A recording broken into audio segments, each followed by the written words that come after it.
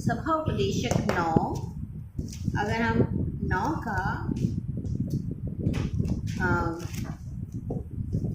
9 का कितना पढ़ना? 9 का 12 अगर हम पढ़ते हैं, ये आप सब कहाँ, आप सब कैद से छूटने वाले हो, ठीक है। कहाँ से छूटने वाले हो? कैद से। और सभा उपदेशक 9 का 12 क्या कहता है? क्योंकि मनुष्य अपना समय नहीं जानता। हाँ, जैसे मछलियां खुदाई जाल में और चिड़िया फंदे में फंसती है, वैसे ही मनुष्य दुखदाई समय में जो उन पर अचानक आ पड़ता है फंस जाते हैं, है ना।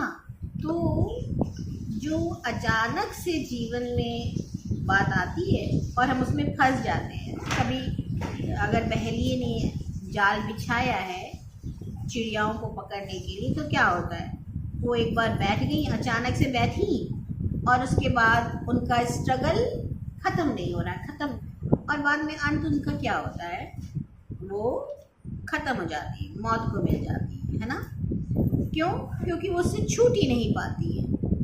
लेकिन आपको एक बात पता होनी चाहिए कि यीशु मसीह हमारा छुटकारा देने वाला आ चुका है।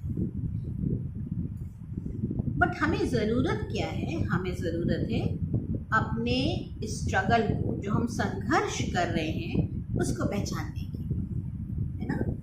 तो संघर्ष में एक संघर्ष होता है, वो क्या होता है कि ख़त्म नहीं हो रहा होता है। एक संघर्ष होता है कि हमने संघर्ष किया और हम उससे बाहर निकल आए।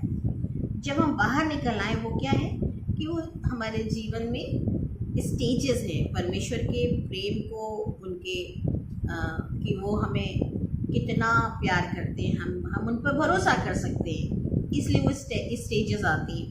लेकिन जहाँ हम फंसे हुए हों, वहाँ पर हमें चौकन्ना होना है, ठीक है। और जिस एरिया को आज हम बात करने जा रहे हैं, वो है कि कितने लोग स्ट्रगल करते हैं और परेशान रहते हैं। पता है किस बारे में परेशान रहते हैं? वो परेशान रहते हैं कि क्या कारण है कि मेरे जीवन में कोई सफलता नहीं मिल रही है, क्या कारण है कि मुझे कोई नौकरी नहीं मिल रही है, क्या कारण है मेरा जॉब ठीक से नहीं चल रहा है, क्या कारण है कि मैं असमंजस में रहता हूँ, कंफ्यूज रहता हूँ, 10 जगह अप्लाई करता हूँ, क्या कारण है, मैं क्या करूँ? ओके, तो ये जो स्ट्रगल है, ये जो संघर्ष है, वो कैसा है? वो हमें अंदर तक हिला देता है, और हिलाने में भी हमारे परमेश्वर के प्रति जो प्रेम है, भरोसा है, उसको भी कम कर देता है, ठीक है। तो मेरा पहला क्वेश्चन है कि क्या आप ऐसा सोचते हो कि आपके जीवन में भय है और आप बहुत निराश हो क्योंकि कोई बात आपके जीवन में बनती ही नहीं है? मेरा दूसरा क्वेश्चन है, क्या आप बिस्तर पे लेट करके परेशान हो करके घंटों सो ही नहीं पाते हो और सोचते हो पता नहीं क्या होगा, पता नहीं क्या होगा, पता नहीं क्या होगा? मेरा क्वेश्चन नंबर 3 है कि क्या आप ऐसा सोचते रहते हो कि कभी मुझे कोई नौकरी मिलेगी, कोई मुझे नौकरी मिलेगी, कब मिलेगी, मेरा कैसे, मैं जो कमा रहा हूँ वो स्टेबल नहीं है, आज है और कल ख़त्म। तो इस तरह के क्वेश्चन जब आते हैं, तो मेरा आपसे अब क्वेश्चन है कि आपकी सुरक्षा कहाँ है? आप कहाँ पर अपने आप को सुरक्षित महसूस करते हो? एक बात बिल्कुल साफ है, पिता परमेश्वर ने जब आदम और हवा की रचना की, उन्होंने आदम को हवा देने के पहले, यानी कि पत्नी घर में आए, फैमिली घर में आए, उसके पहले उन्होंने आदम को काम दे दिया था। और आदम को कोई बच्चा करके नहीं बनाया था, आदम को उन्होंने एक युवा बनाया था, है ना। तो क्वेश्चन आता है कि उस आदम का भरोसा परमेश्वर थे, है ना, और परमेश्वर ने उसे काम दे दिया। फिर इस एरिया में हम क्यों स्ट्रगल कर रहे हैं? स्ट्रगल नंबर 1 होता है कि हम चिंतित रहते हैं, हमें भय लगता है पता नहीं मैं इस इंटरव्यू में क्वालिफाई कर पाऊँ या ना कर पाऊँ। क्योंकि हमें भय बना रहता है, हम चिंतित रहते हैं और हम अनावश्यक फिजूल में हम लेटे लेटे यही सोचते रहते हैं, अरे पता नहीं वो जॉब मुझे मिलेगी कि नहीं, पता नहीं मेरे साथ क्या होगा, है ना, पता नहीं कितने लोग आए होंगे उसमें मुझे सिलेक्शन मिलेगा। तो आपके पास क्या आ रहा, पता नहीं एग्ज़ाम में क्वालिफाई कर पाऊँगा। तो आप क्या कर रहे हो, चिंतित हो, आप सिर्फ सोचते जा रहे हो और आपको मालूम नहीं कि कैसे इस समस्या से हम बाहर आए। लेकिन मेरा कहना है कि आपकी जो सिक्योरिटी है ना, अगर हम लोग घरों में रहते हैं ना, हमें पता है कि रात को एक पुलिस गश्त यहाँ पे लेती है, तो जब लोग घूमते हैं यहाँ पे तो सीटी बजाते हैं, और जब वो सीटी बजाते हैं तो हमें पता है कि हाँ पुलिस यहाँ पर पहरा दे रही है। तो हमारा हमसे निश्चिंत होकर हम क्या करते हैं, सो जाते हैं। अब आप सोचिए, हमारा जो वॉचर है, हमें जो लगातार देखने वाला है, वचन कहता है उसने अपने हाथ पर हमारे चित्र को गोदा हुआ है, वो लगातार उसकी आंखें जो हैं वो हम पर लगी रहती हैं। तो जो हम पर जिसकी आंखें लगी हैं, क्या वो मेरे लिए चिंतित नहीं है? क्या उसने मेरे लिए प्लान नहीं किया है? बट हम उस प्लान से बाहर आ जाते हैं जब हम भय करते हैं, चिंता करते हैं और फिजूल की बात को दिमाग में आने देते हैं जो परमेश्वर के वचन के विरोध में होती है। तो इस तरह से क्या होता है कि हम अपना भरोसा जो है परमेश्वर पे ना रख के, पता हम अपना भरोसा कहाँ रखते हैं, हम सोचते हैं पता नहीं कितना घर में धन बचा है, पता नहीं बैंक में कितना पैसा बचा है, पता नहीं मेरे बच्चे की फीस तो इतनी जानी है और हमें तो अभी सैलरी नहीं मिली है। तो ये सब चिंताएं जो हैं वो क्या हैं, वो हमारी इस बंदिश को दिखाती हैं कि हमारा पूरा यकीन परमेश्वर पर नहीं है। क्योंकि जब हमारा पूरा यकीन परमेश्वर पे होता है तब क्या होता है, तब परमेश्वर उस अर्थव्यवस्था जो हमारे मुल्क में जो इकोनॉमी सिस्टम है उससे हमारा फिर कुछ लेना देना नहीं होता है। क्यों? क्योंकि इकोनॉमी सिस्टम कुछ भी हो, हमारा परमेश्वर भजन संहिता 24:1 कहता है कि पढ़ दे कोई जन, ज़बूर 24:1,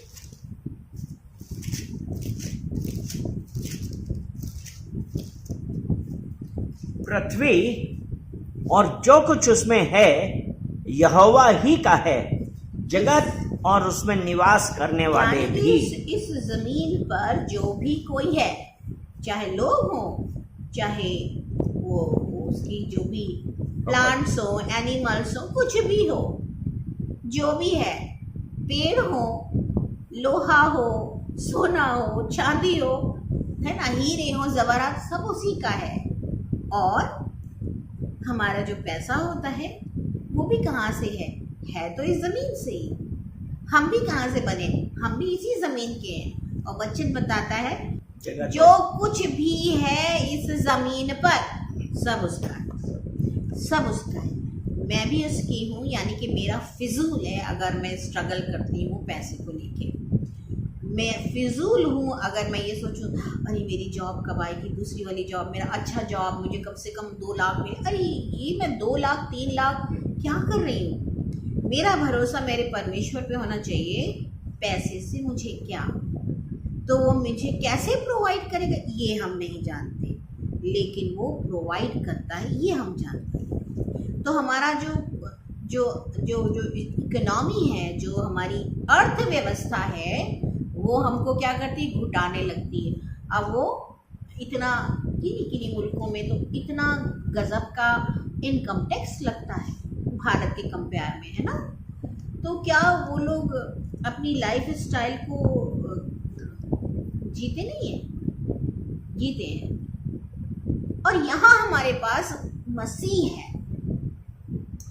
लाइफ स्टाइल तो वही बनाता है। कौन बनाता है लाइफ स्टाइल? यीशु मसीह, है ना। हम दुनिया के कंपेयर में हम शांति वाले हैं, हम गुड हेल्थ वाले हैं, हालेलुया। हम जयवंत हैं, मोर देन अ कॉन्करर। हम क्या है? हम नहीं हारने वाले हैं। यीशु ने हमें ऑलरेडी जिता दिया है। तो जब हम जिता दिए गए हैं, फिर हमारा भरोसा दुनिया की जो इकोनॉमी सिस्टम है उस पे होगा, तो हम अवश्य पॉल्यूटेड हो जाएंगे। क्योंकि दुनिया कह रहा है, अरे तुम्हारी योग्यता उससे कम है तो तुम्हें जॉब तो नहीं मिलने वाली, अरे तुम अब योग्य नहीं हो तो तुम्हें तो पैसा मिलने नहीं वाला, तुम किसी लायक नहीं हो, तुम्हारा तो कुछ होने वाला। Who are they? वो कौन होते हैं आपके विषय में या मेरे विषय में इस तरीके की बातें करने वाले? उनकी जबान को ताला लगा दे यीशु के नाम पे। क्यों? क्योंकि बोलिए, मैं उस महान परमेश्वर की संतान हूँ, उस महान परमेश्वर की संतान जिसने मुझे नाम दे करके, जिसने मुझे नाम लेकर के बुलाया है। नाम लेकर के बुलाया है। मैं तो गड्ढे में पड़ा था, मैं तो गड्ढे में पड़ा, अंधेरे में पड़ा था। उसने बोला, अमीन बाहर निकलो, मुसर्रत बाहर निकलो। उसने बोला, नहला बाहर निकलो, बीनू बाहर निकलो, किरण बाहर निकलो, जया बाहर निकलो, सोनू बाहर निकलो, धानी बाहर निकलो। उसने हम सबके क्या कर रहा था? संजीता बाहर निकलो, उसने बोला नीरज बाहर निकलो, शिखा बाहर निकलो, और हम उस गड्ढे से बाहर आ गए। यानी कि हम पर ग्रेस काम करना शुरू कर दिया। आमेन। तो हम डरेंगे नहीं, क्योंकि मेरा परमेश्वर सब पर राज करता है। बोलिए, मेरा परमेश्वर सब पर राज करता है। मेरा परमेश्वर सब पर राज करता है। तो जो दुनिया की अर्थव्यवस्था है, इकोनॉमी सिस्टम, जो दुनिया का इकोनॉमी सिस्टम मुझ पर राज नहीं करेगा, मुझ पर राज नहीं करेगा। कोई भी बैंक बैलेंस मुझे कंट्रोल नहीं करेगा। क्योंकि जब मैंने परमेश्वर की सेवा की, मैं उनके बताए हुए वचनों पर चला, बताए हुए वचनों पर चला, यानी कि आई डिड, मैंने अच्छा काम किया, तो मुझे अच्छे काम का क्या मिलेगा? मुझे अच्छे काम का रिवॉर्ड मिलेगा, परिवार को उसका फल मिलेगा, मेरे परिवार को उसका फल मिलेगा। समझ रहे हैं आप, है ना। तो हम काम करने में, है ना, हम देरी ना करें और लगातार अपने काम को करते रहें, धीरे ना पड़े। प्रॉब्लम आती जब हम धीरे हो जाते, बोलते अरे मुझे तो कुछ मिलना ही नहीं वाला, इतने लोग ये तो बहुत अच्छा पढ़ते थे, इनका सिलेक्शन नहीं हुआ तो मेरा क्या होगा। हम पहले ही अपने बारे में कुछ ऐसी बात कर देते हैं जो नेगेटिव होती है, और यही हम अपने बच्चों पे अप्लाई करते हैं। तुम कुछ नहीं कर पाओगे, पहले ही कह दिया, कुछ नहीं हो रहा। उन्हें नहीं पता है कि प्रकाशित वाक्य को ओपन करिए, प्रकाशित वाक्य 3, प्रकाशित वाक्य 3 का 8 जरा पढ़ना है। प्रकाशित वाक्य 3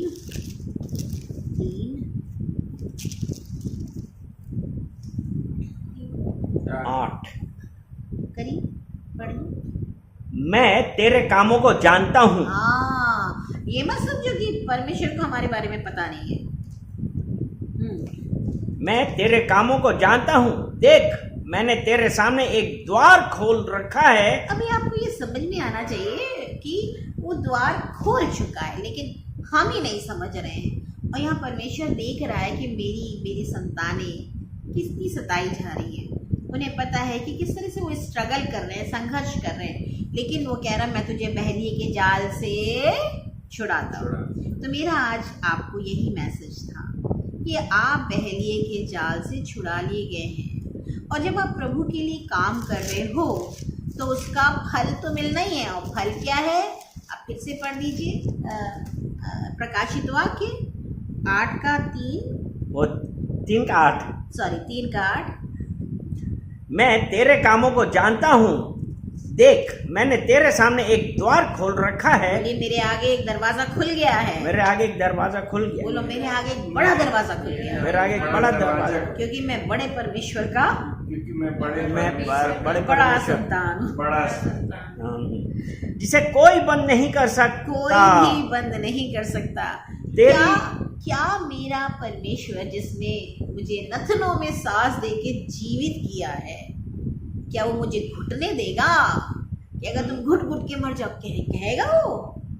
आप में से किसी को कहेगा घुट के मर जा, बेकार है तू? नहीं, वो कहेगा उठ खड़ी हो जा, है ना? मैंने तुझे नाम दे के बुलाया है, तू मेरी है, तू मेरा है, और मैंने तेरे लिए बड़ा दरवाजा खोला हुआ है। तेरी सामर्थ थोड़ी सी तो है, फिर भी तूने मेरे वचन का पालन किया। तो हम लोग जब तकलीफ मेरे नाम में का होते इनकार हैं, नहीं किया। संघर्ष में होते हैं और परेशान होने लगते हैं, तो हमारी जो सामर्थ्य वो थोड़ी हो जाती है। क्यों? क्योंकि हमारा भरोसा कहीं ना कहीं डगमगाता है। तो आज के लिए हम लोग परमेश्वर के आगे माफ़ी मांगेंगे और कहेंगे कि परमेश्वर हमें माफ़ कर दीजिए। मेरे साथ प्रार्थना करिए। बोलिए महान परमेश्वर, महान परमेश्वर, मैं अपनी हर उस गलती के लिए मैं अपनी हर गलती के लिए आपसे माफ़ी मांगता आपसे हूँ, माफी मांगता हूँ जहाँ मैंने मैंने आप पर कम भरोसा किया आप पर कम भरोसा किया और सोचा पता नहीं मेरा क्या होगा, और सोचा कि पता नहीं मेरा क्या होगा, कैसे हम जिएंगे, कैसे हम कैसे जिएंगे, ये काम पूरा होगा, कैसे ये काम, कैसे मेरी नौकरी लगेगी, कैसे मेरी कैसे नौकरी ये लगेगी, बिजनेस चलेगा। कैसे घर चलेगा। हर बार कितनी बार ऐसा सोचकर मैं मैं ठीक से सो भी नहीं पाया। मुझे माफ कर दीजिए। मुझे माफ कर दीजिए। मैंने आप पर भरोसा नहीं किया, मैंने आप पर भरोसा नहीं इसलिए मैं किया, आपसे माफी मांग रहा हूँ, इसलिए मैं आप पे माफी अपनी मांग रहा हूँ, गलती को स्वीकार कर रहा हूँ गलती को स्वीकार कर रहा हूँ, और इस बात को डिक्लेयर कर रहा हूँ इस बात को डिक्लेयर कर रहा कि हूँ आप मुझे घुटने नहीं देंगे, कि आप मुझे घुटने नहीं आप देंगे, मुझे अच्छी सांसें देंगे, आप मुझे अच्छी सांसें देंगे, जिसमें शांति है, जिसमें शांति है, अमन है, अमन, चैन है, हमारे घर परिवार के लिए, जो जरूरतें हैं जरूरतें वो हैं, सब कुछ है। वो सब कुछ है। इसलिए जो आत्मिक दुष्ट सेना आत्मिक दुष्ट सेना आकाश से हमारे दिमागों को हमारे दिमागों अपने को कंट्रोल में लेती है, अपने कंट्रोल में लेती है, अपने विचार, अपने विचार, अपनी सोच हमारे दिमाग में डाल के अपनी सोच हमारे विचार में डाल कर हमें कंफ्यूज करती है। हमें कंफ्यूज करती है। मैं प्रभु के वचन के अनुसार प्रभु के वचन के अनुसार उन आत्मिक दुष्ट सेनाओं को, उन आत्मिक दुष्ट सेनाओं जो को, परमेश्वर की जो परमेश्वर की बातों से अलग है, अलग है, उन्हें खींच करके उन्हें खींच कर अपने पैरों के तले मसल देती हूँ पैरों के तले मसल देते हैं और डिक्लेयर करती हूँ और डिक्लेयर करते हैं कि परमेश्वर कि परमेश्वर मेरी बुद्धि को खोल दिया है आपने, मेरी बुद्धि को खोल दिया, आपने मेरी समझ को खोल दिया है, आपने मेरी समझ को खोल दिया, मेरी सोच को खोल दिया है। मेरी सोच को खोल दिया, इसलिए मैं घबराऊंगी नहीं, इसलिए मैं घबराऊंगा नहीं, डरूंगी नहीं, डरूंगा नहीं, मैं चैन से सोऊंगा, चैन से सोऊंगा, मैं फिक्र नहीं करूंगा, मैं फिक्र नहीं करूंगा, क्योंकि जो दरवाजा आपने मेरे लिए खोला है क्योंकि जो दरवाजा आपने मेरे लिए खोला है वो कोई बंद नहीं कर सकता। वो कोई बंद नहीं कर सकता। इसलिए मैं अपने जीवन में इसलिए मैं अपने जीवन में हर संघर्ष को हर संघर्ष को यीशु के नाम से यीशु के नाम से खत्म करता हूं, खत्म करते हैं, क्योंकि आपका वचन कहता है क्योंकि आपका वचन कहता है कि आप बहेलिए के जाल से मुझे छुड़ा लेते हैं। कि आप बहेलिए के जाल से मुझे छुड़ा लेते हैं, इसलिए हर बहेलिए के जाल से इसलिए हर बहेली के जाल से मैं आजाद कर दिया गया हूँ। मैं आजाद कर दिया मैं गया अपने हूँ। आप को आशीषित बोलता हूँ, मैं अपने आप को आशीषित बोलता हूँ, मुझ पर ब्लेसिंग है, उस पर ब्लेसिंग है, खुदा की खुदा की बरकत है, बरकत की, और उसको मैं अपने जीवन में ले लेता हूँ ले लेता हूँ यीशु मसीह के नाम। यीशु मसीह के नाम से। आमीन। आमीन।